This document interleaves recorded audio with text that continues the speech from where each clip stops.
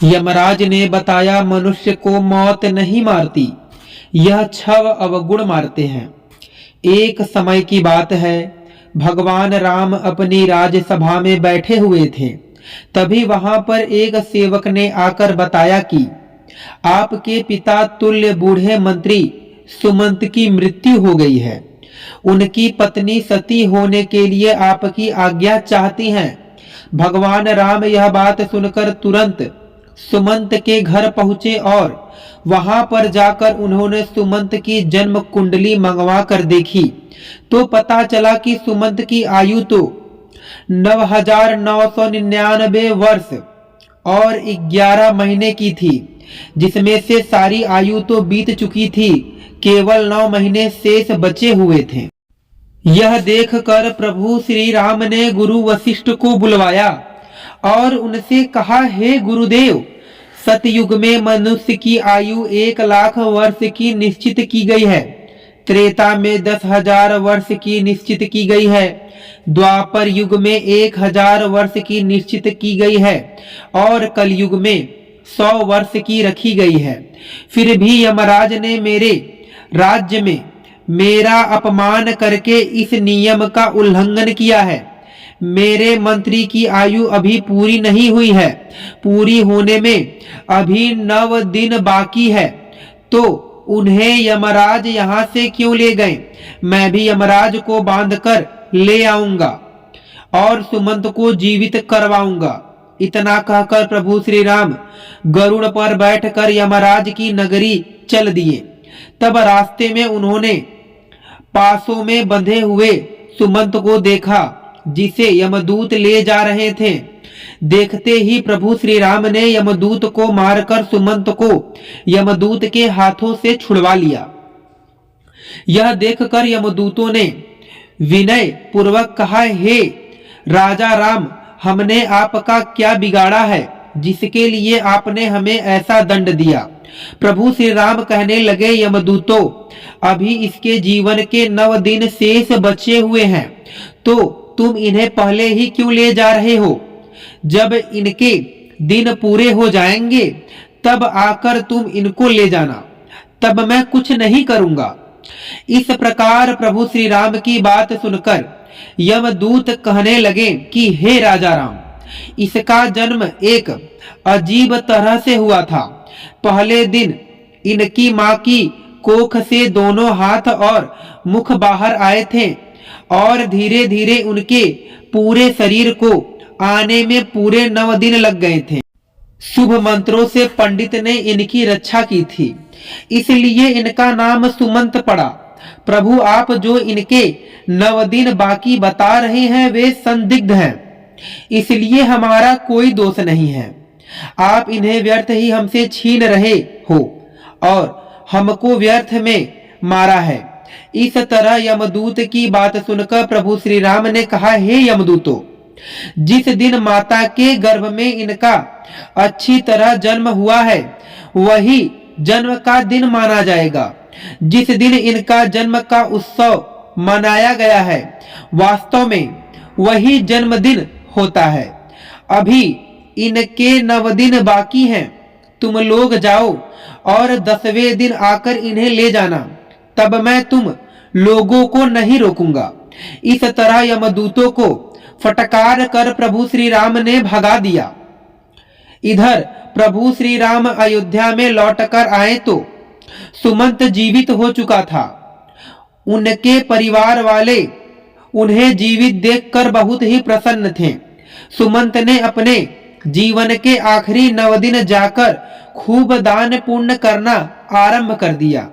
उधर वे यमदूत दुखी होकर यमराज के पास लौट गए और कहने लगे, हे यमराज, रास्ते में प्रभु श्री राम ने हमें मारकर सुमंत को छुड़ा लिया, क्योंकि उनके जीवन के 9 दिन बाकी रह गए थे। वह 9 दिन पूरे होने पर ही प्रभु श्री राम उन्हें आने देंगे। इस प्रकार यमदूतों के मुख से उनकी पराजय की बात सुनकर यमराज क्रोध से लाल पीले हो गए और उन्होंने प्रभु श्री राम पर आक्रमण करने के लिए इंद्रदेव, अग्निदेव, वायुदेव और जिस देवता से भी सहायता मांगी, तो सबने एक ही बात कही, हे यमराज, क्या तुम पागल तो नहीं हो गए हो? जो विष्णु भगवान के साथ युद्ध करना चाहते हो, चुपचाप यहां से अपनी यमपुरी लौट जाओ। प्रभु श्री राम का तुम क्या कर लोगे? जब सबने यमराज की सहायता के लिए मना कर दिया तो यमराज ने अपनी ही सेना लेकर प्रभु श्री राम के साथ युद्ध करने के लिए अयोध्या को चल पड़े। वहां पर पहुंचकर चारों ओर से अयोध्या नगरी को घेर लिया। यमराज के द्वारा अयोध्या नगरी को घेरा हुआ देखकर प्रभु श्री राम ने लव को यमराज से युद्ध करने के लिए भेजा। प्रभु श्री राम के छोटे पुत्र लव और यमराज के बीच भयंकर युद्ध होने लगा। लव के बाणों से यमराज के सभी योद्धा क्षण मात्र में ही धराशाही हो गए। उन सबकी यह हालत देखकर यमराज और भी ज्यादा क्रोधित हो उठे। अंत में यमराज ने लव पर अपना यमदंड छोड़ दिया। यमदंड को देखकर लव ने यमराज पर ब्रह्मास्त्र छोड़ दिया, जिसे देखकर यमदंड वापस लौट गया और लव के द्वारा छोड़ा हुआ ब्रह्मास्त्र यमराज के पीछे पड़ गया। ब्रह्मास्त्र को देखकर यमराज प्राण बचाने के लिए भागने लगे। उधर जब सूर्यदेव ने देखा कि ब्रह्मास्त्र से यमराज का बच पाना मुश्किल है, तो घबराकर सूर्यदेव प्रभु श्री राम के छोटे पुत्र लव के पास आए और प्रार्थना करने लगे, हे पुत्र, इस ब्रह्मास्त्र को लौटाकर यमराज के प्राण बचा लो, क्योंकि तुम हमारे ही वंश में उत्पन्न हुए हो और यमराज मेरा ही बेटा है। क्या तुम अपने पूर्वज यमराज को मारना चाहते हो? इस प्रकार सूर्यदेव के निवेदन पर लव ने ब्रह्मास्त्र को वापस ले लिया। तब यमराज अपने पिता सूर्यदेव को आगे कर प्रभु श्री राम के पास गए। प्रभु श्री राम ने सूर्यदेव का पूजन किया और यमराज ने प्रभु श्री राम से क्षमा मांगी। युद्ध भूमि में जितने भी आदमी मर गए थे, उन पर इंद्रदेव ने अमृत वर्षा करके सबको जीवन दान दिया। इसके बाद प्रभु श्री राम ने यमराज से कहा कि जब तक मैं अयोध्या नगरी पर शासन करूंगा, तब तक तुम उन्हीं मनुष्यों को अपने लोक में ले जा सकते हो जिनकी आयु पूर्ण हो चुकी है। उसी दिन से प्रभु श्री राम ने यह पूरी पृथ्वी पर घोषणा करवा दी कि आज के बाद कोई मनुष्य अपने नित्य कर्म को ना छोड़े, ब्राह्मणों का कोई अपमान ना करे, किसी के साथ द्वेष भाव ना रखे, कोई किसी के धन को ना चुराए और अगर धन चुराए तो उसे दंड मिलेगा। दुराचारियों को कड़ा दंड दिया जाएगा। धर्म कर्म सदा होते रहें। यदि किसी की अकाल मृत्यु हो तो तुरंत हमारे पास लेकर आए, उसे तुरंत जीवित किया जाएगा। यमराज को प्रभु श्री राम ने यह सख्त निर्देश दिया था कि हमारे राज्य में कभी भी किसी की अकाल मृत्यु नहीं होनी चाहिए। तब यम ने कहा कि हे प्रभु, मैं तो वैसे भी किसी को नहीं मारता हूँ, सब अपने कर्मों से ही जन्म और मृत्यु पाते हैं। मैं तो निमित्त मात्र हूँ। आयु पूर्ण होने पर मिलने वाली मृत्यु और अकाल मृत्यु का प्राणी स्वयं ही कारण होता है। इसमें किसी का कोई दोष नहीं होता है। मुझे तो आपने माध्यम बनाकर जो जिम्मेदारी सौंपी है, मैं तो उसी का पालन कर रहा हूँ। जन्म देने वाले और मारने वाले तो आप हो।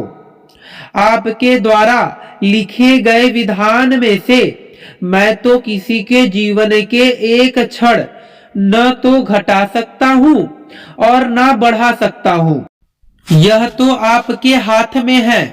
भगवान आप चाहे तो मृत्यु का समय पूरा होने के बाद भी प्राणी को आयु प्रदान कर सकते हैं। आप चाहे तो उसे समय से पहले भी मृत्यु प्रदान कर सकते हैं। आप चाहे तो ब्रह्मा के लिखे हुए लेख को भी बदल सकते हैं, और आपने यह किया भी तो है। आपके राज्याभिषेक के लिए गुरु वशिष्ठ ने शुभ मुहूर्त निकाला था, फिर भी आपने राजा न बनकर वनवास धारण किया था। सब कुछ आपकी इच्छा के अनुसार ही होता है। सुख दुख, जीवन मरण, लाभ हानि मनुष्य के स्वयं कर्मों के लिए उपज होती है। यह 6 अवगुण मनुष्य की आयु को कम करती हैं। अभिमान, व्यर्थ का बोलना, त्यागहीनता, क्रोध, उदरपूर्ति, दोस्तों से विद्रोह, यह 6 अवगुण तीखी कटार है जो मनुष्य की आयु को घटाती रहती है। यही अवगुण मनुष्य का वध करती है। रावण, कंस, हिरण्यकश्यप, इन्हें मृत्यु ने नहीं मारा, इन्हें मारा था इनके अभिमान ने। शिशुपाल, दुर्योधन, शकुनी, कर्ण को मृत्यु ने नहीं मारा था, इन्हें मारा था इनके बड़बोलेपन ने। जो दोषों को नहीं त्यागता, उनमें लिप्त बना रहता है, उसको दोष ही मृत्यु के समीप पहुंचा देते हैं। क्रोध ऐसा राक्षस है जिसके सिर पर बैठ जाए उसकी बुद्धि और विवेक को सोख जाता है, और क्रोधवश ऐसा कर जाता है जो मृत्यु तक स्वयं ही पहुंचा जाता है।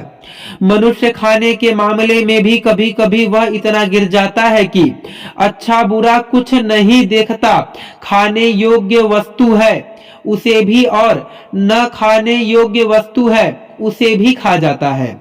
तरह तरह जहरीले पदार्थ का सेवन करने से अपनी आयु को कम कर लेता है। इस समय मृत्यु का क्या दोष है? दोस्तों के साथ जो बुरा बर्ताव करता है वह भी मौत से नहीं अपने बुरे कर्मों से मरता है। प्रभु श्री राम को प्रणाम करके यमराज अपनी यमपुरी लौट गए। वीडियो अच्छी लगी तो लाइक, शेयर और ऐसी ही वीडियो को देखने के लिए हमारे चैनल को सब्सक्राइब जरूर करें। धन्यवाद।